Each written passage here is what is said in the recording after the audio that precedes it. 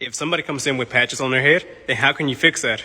One way is just to shave it off, of course. So before you start shaving everything down, let's really examine what kind of options we have. We know we can't do a taper because the taper only stays within the temple area and in the back nape area, which is not going to allow us to fade those patches into it. So of course, we can just do a bald fade to cover up those patches. But what kind of bald fade? Once again, let's really examine. As you can see here, I debulked everything with the number 2, but I made sure to follow his head shape. Whenever you cut hair, you really want to examine the parotid ridge and the occipital bone. The parotid ridge is the bone that connects the sides onto the top, and the occipital bone is what connects into the parotid ridge.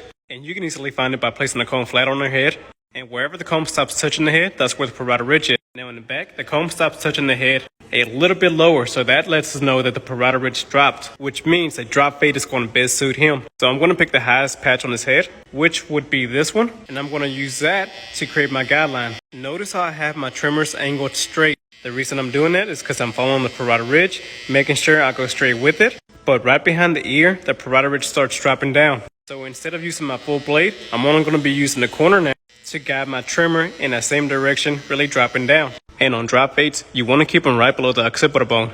So I drop my guideline right below it. And before you move on to the next step, you really want to make sure that everything below that line is going to be as smooth and even as possible.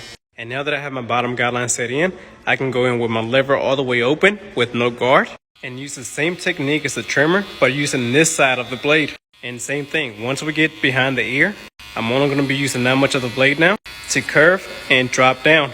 And of course, if you can't go in this angle, go to the bottom and now use this corner to work your way up, whichever is most comfortable for you. Now all those patches are gone and we have our first section. Now let's begin fading out that section. And I'm going to close the lever all the way. That way the top blade and the bottom blade can be closest to each other and you can cut even closer. So now I'm going to lay the blade flat on the skin and tilt out just a little bit because I really only want to use the corner to work in small sections, and I'm only going to be going about 1/4 inch high within that section. And I'm also only going to be working in small increments like this. And every time that I open my lever 1 notch, I'm going to be going about 1/4 inch higher than I previously did. So by the time my lever is all the way open, which is what we begin with, I should be at the very top of that section. So now, not only did we erase the bottom line, but we also created gradiency within that section. And I'm going to continue working in small increments all the way throughout the side. Repeating the same steps, of course, and that way I don't get overwhelmed by looking at the whole thing. Now with the bottom section completely faded out, I'm going to be using a number 1 with the lever all the way closed to create another section right above the first one, still staying parallel to that first initial guideline that we put in and to its head shape. Notice how in the back I am making my section a little bit wider versus in what I did in the front. And the reason for that is because in the back, typically you're going to have more area to cover. So you really want to make sure to spread out the blend a little bit more in the back. Also because the back is the darkest. So if you don't spread out your fade in the back more than the front, then the back is going to be looking super dark, because it already kind of is right now. But now that we have that section set in, we have a small demarcation right in between the number 1 and the 0, which is why I'm going to be using a half guard now to point cut and completely take that line out. But also notice how I keep on switching clippers. The reason I'm switching clippers is because each clipper is designated to do one specific job for me. I recently discovered that with this clipper having a staggered teeth on them, it really helps me create softer blends between each section. And not to mention, by having multiple clippers, you're able to let some rest while you use another one. That way they don't get overheated or lose power too fast. Now remember how I said we debulked everything with the number 2 already? That means that the line right in between the number 2 and the number 1 should easily come out with the 1.5 guard. So I'm only going to be using that much of the blade to point cut into that line and completely fade it out.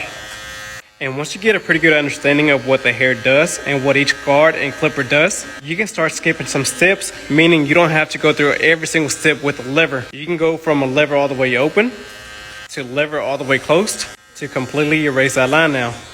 But now to connect the side into the top, since we left off with the number 2 here, I'm going to use the number 4 to play it safe. That way I can dig in. And at first, I'm just going to go straight off the head, really making sure to go 90 degrees off, meaning I'm not rounding into the head. I'm literally just going straight up. But that's still leaving too much bulk near the parotid ridge. So instead, I'm just going to tilt in a little bit more and go about 45 degrees this way. So not going straight up anymore. I'm going this way, but still not rounding into the head. Literally just allowing his head shape to guide my clipper right off. And you can see how that's already starting blending everything in for us. Now, of course, you can use clipper over comb, but me personally, I find this way more effective and easier. And as a beginner, I feel like this way is going to be way safer. That way you don't risk of digging in too much with the comb and create another patch up here. And just like that, the patches are gone. Now, of course, I did place the patches right where I knew the dry fade was going to go at. But anytime you have a patch in a different location, always remember to really just slow down and examine your option.